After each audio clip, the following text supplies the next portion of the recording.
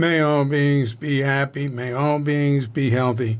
May all beings be free from harm. May all beings love life. May all beings awaken. Welcome to another Gook Audio podcast, a Tassajara Story. I'm DC Poobah of Gook Audio and Gook Archives, preserving the legacy of Shunryu Suzuki and those whose paths crossed his, and anything else that comes to mind. I pray that you and yours are safe and comfortable, free from economic struggle, and able to get out and do whatever it is you want within the limitations of the universal precept of do as little harm as possible.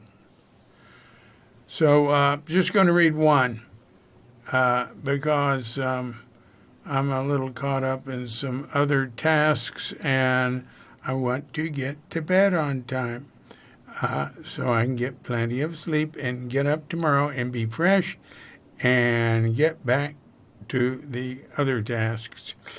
So we'll get right into it just as soon as we've had our pause to meditate. So when you hear the bell, hit pause if you have such a mind, and then meditate or whatever for as long as you wish. And when you're through, hit unpause. And we'll be here waiting to hit the bell and get into the next Tassajara story.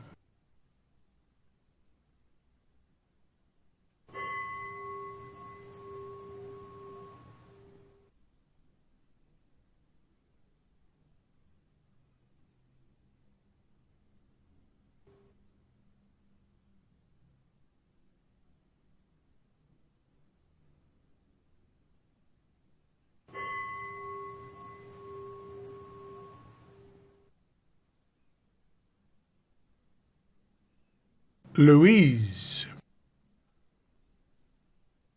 One morning, Louise came up to Nils and me and said, "Got more dang." I smiled blankly. Nils looked puzzled.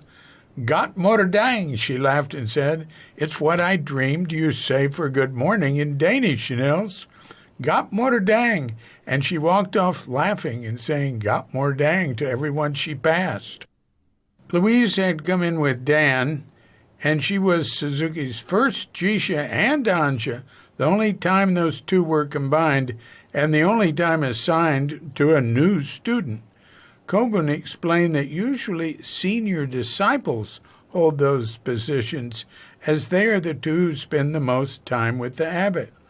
Louise and Dan were art students who had been living in the home that housed the incipient Berkeley Zendo run by Dan's sister, Jeannie, and her husband, Howard, who was the first director of Tassajara.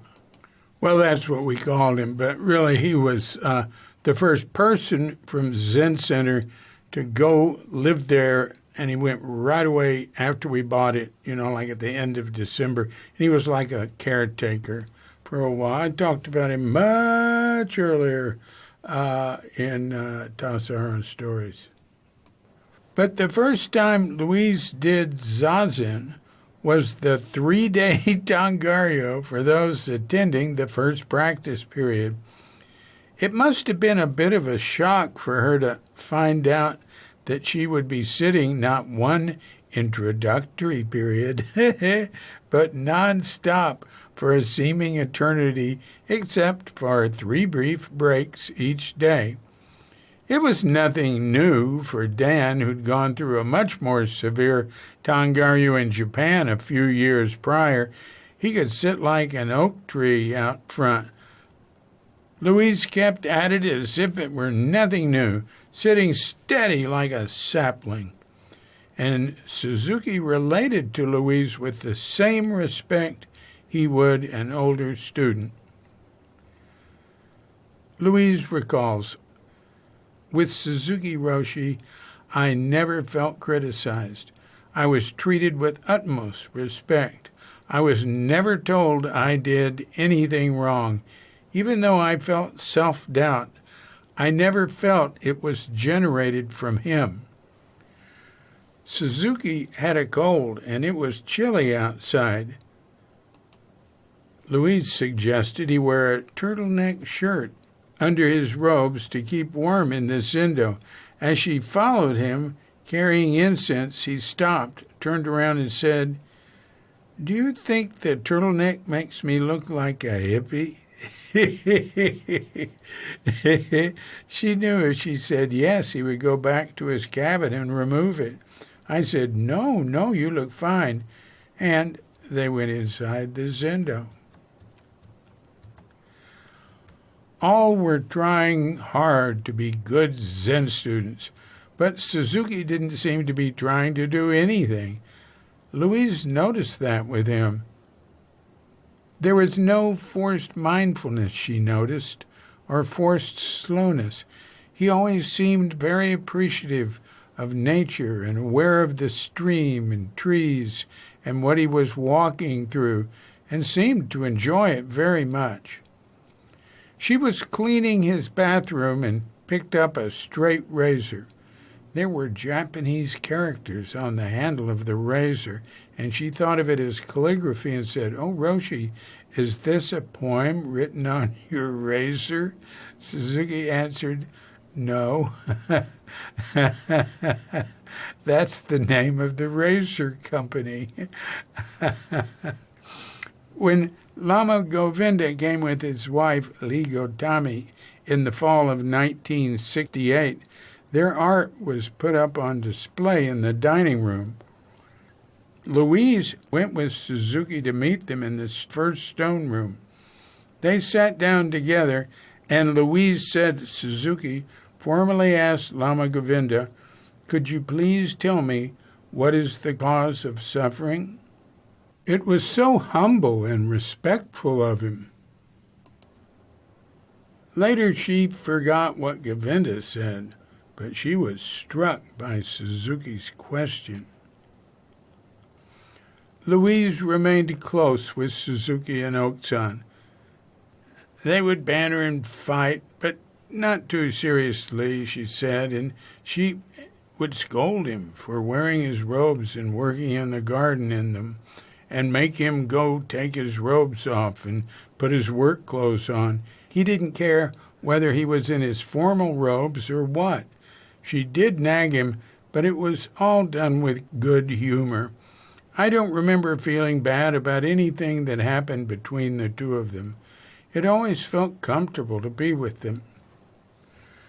When Suzuki left Tassajara for the last time, Louise and Dan went with him.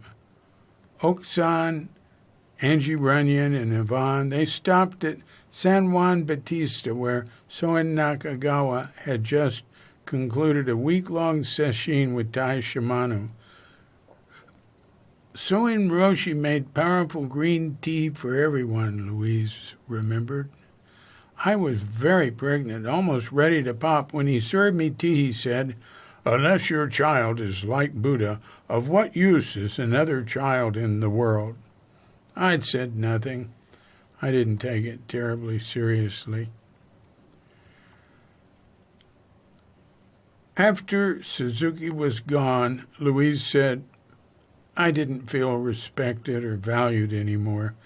I felt superfluous." But she stuck with it. It was very difficult having Johanna at Tassajara, she says.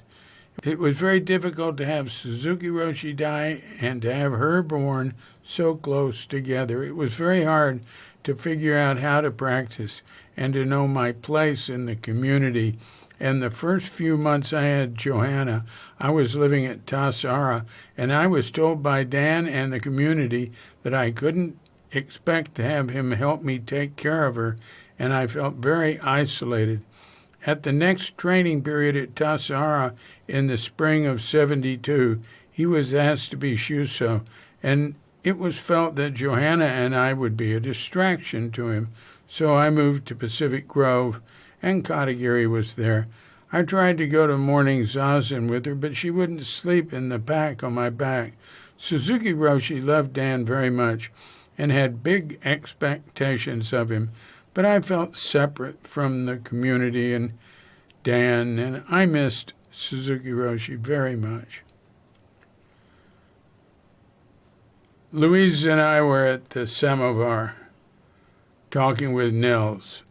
He said, "You know what the difference between Tassajara and City Center is?" He just spent some time there. We waited for his answer. Tassajara doesn't have cockroaches. Good point, I said.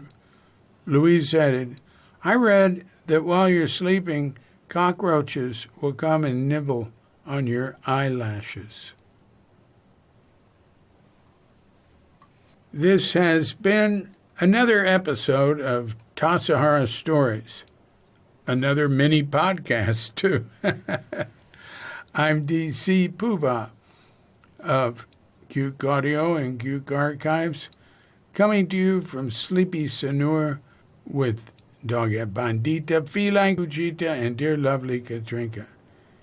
And we're wishing you and yours and all of us a grand awakening.